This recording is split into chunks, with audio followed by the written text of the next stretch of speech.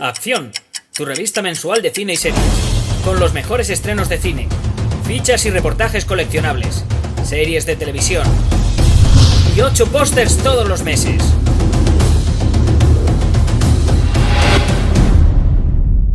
Búscala en tu kiosco. Vale, pues la primera pregunta es, después de mucho tiempo sin una película de animación de animales, con animales en Disney, que era una de las señas de identidad de Disney Animación, ¿por qué se había perdido esa costumbre y por qué recuperarla ahora con Zootrópolis? Well, basically, why so many time has spanned between the last animation movie with talking animals and this movie? Why did you leave the tradition aside, and why have you recovered this tradition, which is like a trademark of Disney animation? So John Lasseter, he always believes that the film has to come from the director. They have to believe in this story and this world that they're creating, because it can take 4 to 5 years to make a movie. So every director has different ideas of the movies they love to make, and I think it just took a long time before Byron Howard was ready to make his first directorial debut as a director by himself, where he said, I always loved these animal worlds. Robin Hood was his favorite movie as a kid, and so that's what inspired him to say, this is the type of movie I want to do, a talking animal movie. But that's also why John Lasseter, when he heard the pitch, hugged him, because he was so excited to finally be making a talking animal movie again. And for the animators who have been animating humans for so many films, they're having so much fun getting back to working with animals and thinking differently in terms of how those animals move. Ha comentado antes que querían hacer una película con animales que hablasen totalmente distinta al resto de las que se habían hecho antes. ¿Qué es lo que hace tan distinta, tan especial a Zootrópolis? Okay, so you've mentioned before that you wanted to make a brand new talking animal movie that was completely different from anything that had been created in the past. What makes Zootrópolis different from everything that has been released in the past? I think one of the key things is we've seen animal movies where animals live in the natural world, and we've seen animal movies where animals live in the human world, but we've never seen an animal movie where humans never existed and animals evolved. So it's this very modern city where animals have created a world for them, and they've thought about, what does a train look like for animals? How do the doors have to be different sizes for the different sizes of animals? What does the iPhone look like for animals? What does a building's windows look like? How do we make it feel like an animal built that? And I think that is one of the great ways of making this film feel like something you've never seen before.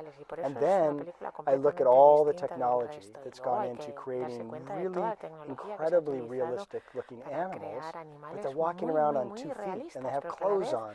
So it's kind of this great mixture of animal qualities with actual human things that we know. And I think that's where people are going to have a lot of fun, just watching and looking at the world, and then they'll fall in love with the characters and the humor and the heart of the story.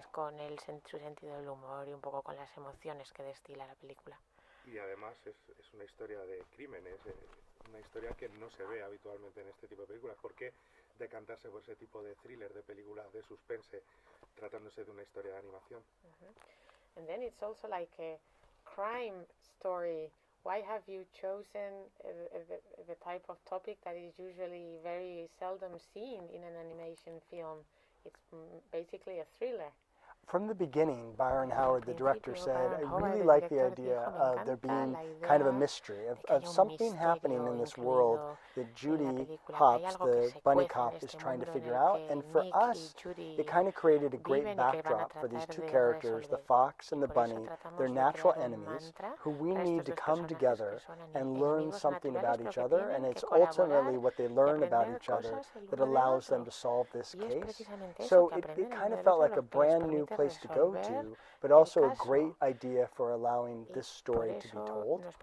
It is a story about two characters that assume something about the other, and then learn something through the process of getting to know one another. And so for us, that was kind of fun to go explore. Y que tienen que dejar esos estereotipos de lado. Y para terminar, una última pregunta.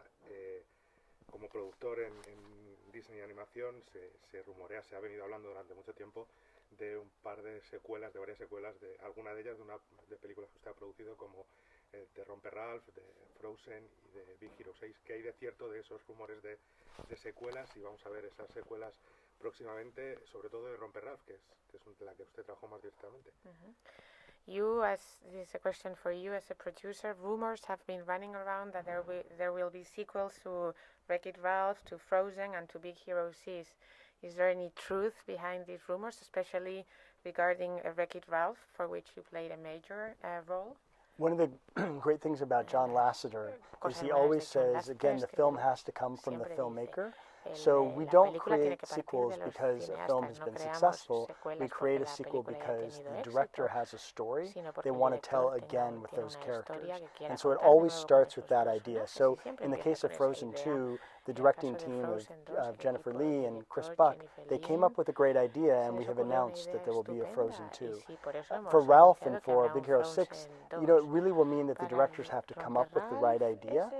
They are great characters and they're great worlds, and as a producer, you always hope you might go back and get to visit those characters again. It's hard at the end of a film to say goodbye to this world and these characters you've created, but you only want to do it if you have the right story to tell. So it takes that first, and then we would create a sequel to either Wreck-It Ralph or to Big Hero 6. Thank you very much. Oh, you bet. Thank you. Gracias.